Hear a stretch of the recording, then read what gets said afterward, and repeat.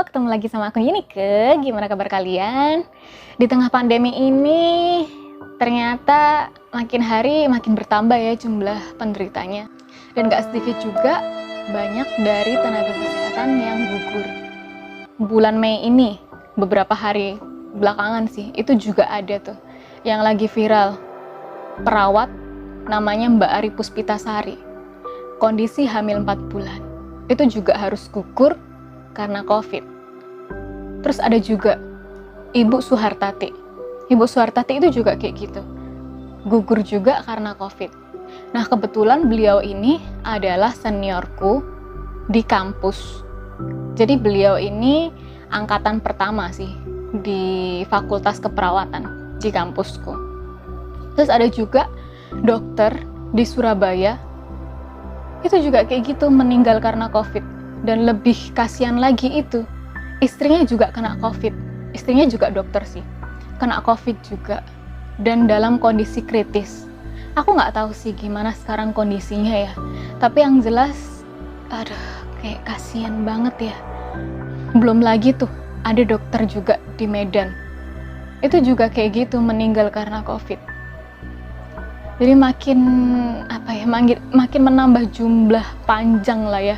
Tenaga-tenaga medis, tenaga kesehatan yang harus gugur, merelakan nyawanya hanya untuk kesehatan masyarakat Indonesia. Tapi anehnya itu, yang lagi viral ya, yang beberapa akhir ini viral, banyak orang-orang masyarakat kita itu entah mereka udah mulai bersahabat dengan COVID, dengan cara mereka berani untuk berkumpul dalam jumlah besar, atau karena apa aku juga nggak tahu ya, tapi kok mereka sampai yang akhir-akhir inilah sampai berkerumun hanya untuk penutupan MCD Sarinah, hanya untuk ke mall beli baju baru, alhamdulillah.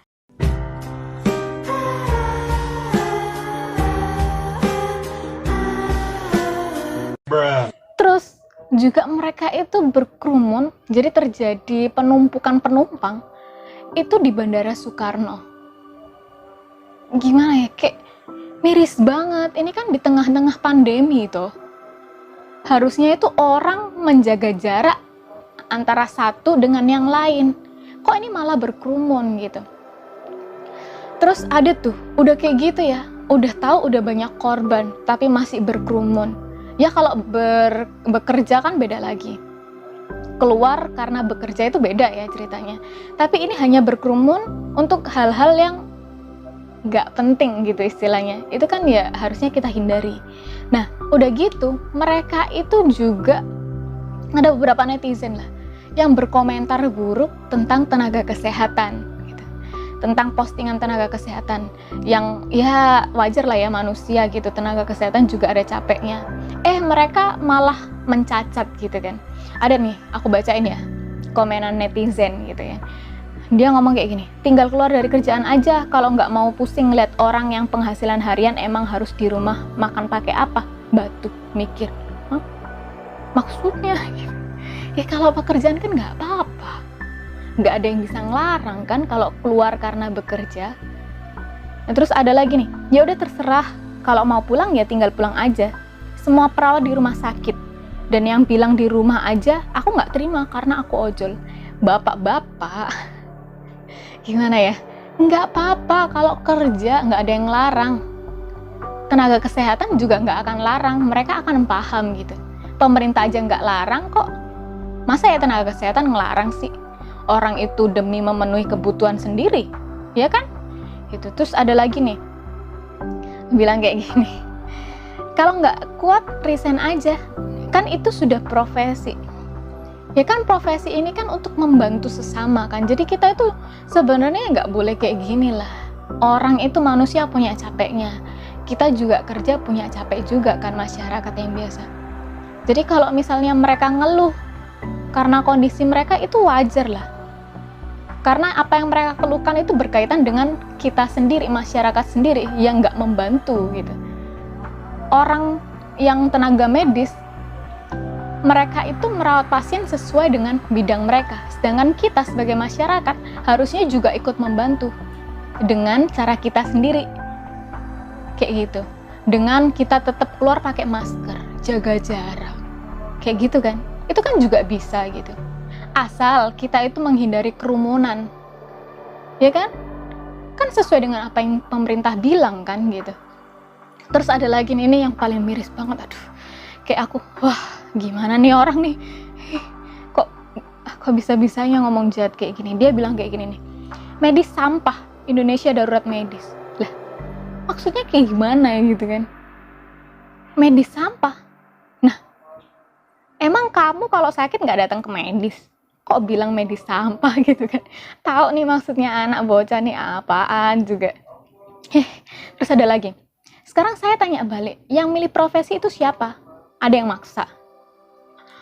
Mas, kalau misalnya ya, nggak ada yang memilih profesi menjadi tenaga kesehatan, terus siapa yang mau merawat masyarakat yang sakit?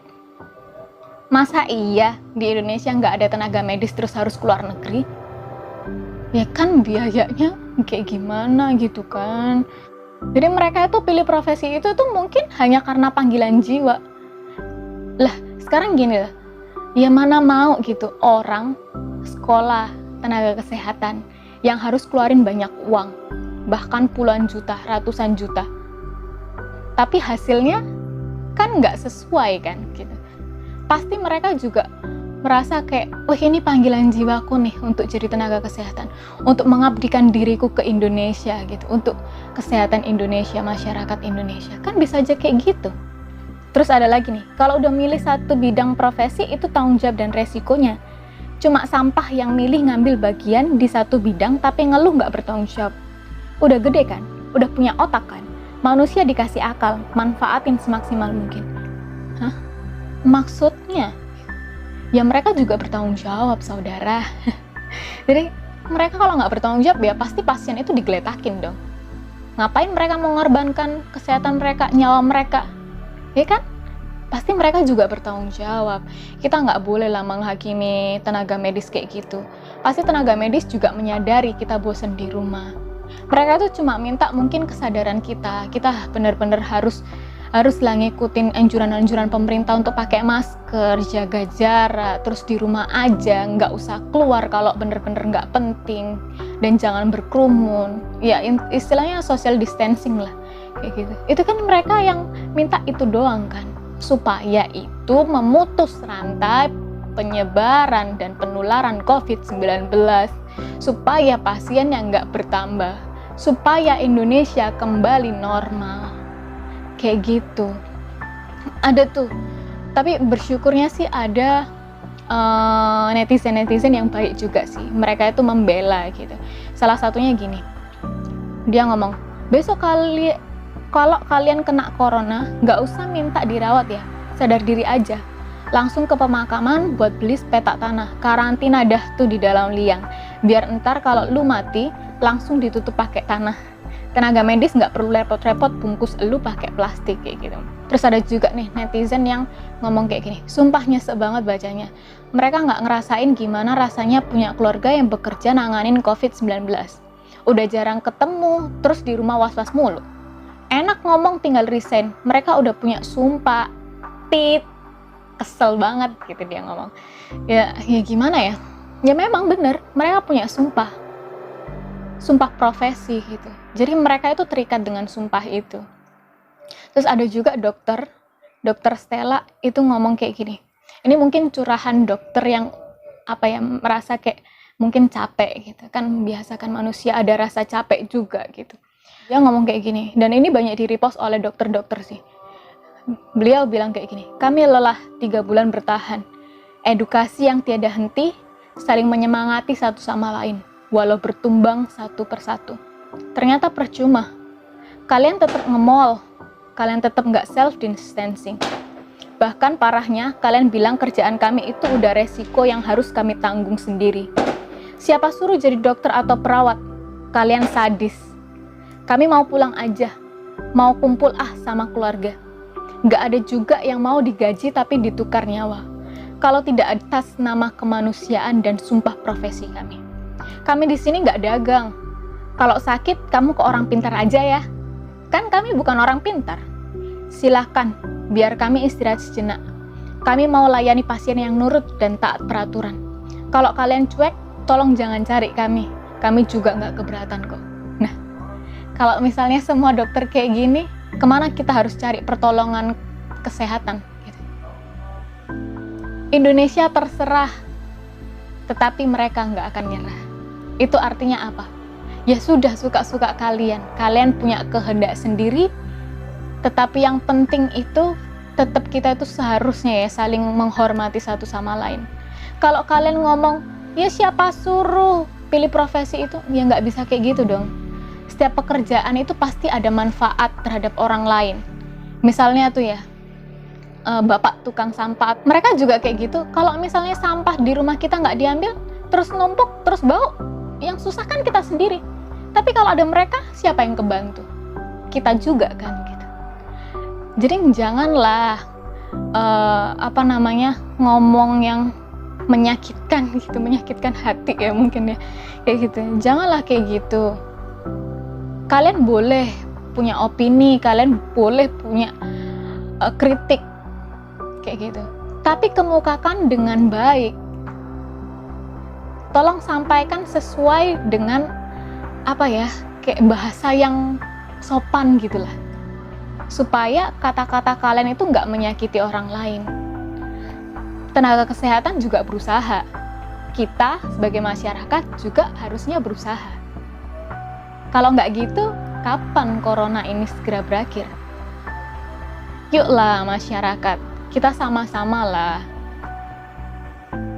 kita bekerja sama. Ya udahlah, kayak gitu aja lah. Kalau bahas-bahas kayak gini tuh kayak rasanya wah gimana ya, ada rasa emosi sendiri tapi juga sedih, campur aduk lah gitu. Ya udahlah ya, aku harap kalian semoga tetap sehat-sehat aja lah, dan kita sama-sama berdoa supaya corona ini segera berakhir dan supaya pasiennya nggak nambah terus setiap hari. Oke? Pakai masker, jaga jarak, di rumah aja. Oke, sekian video kali ini. Kita ketemu lagi di video berikutnya. Jangan lupa like, komen, dan subscribe. Bye!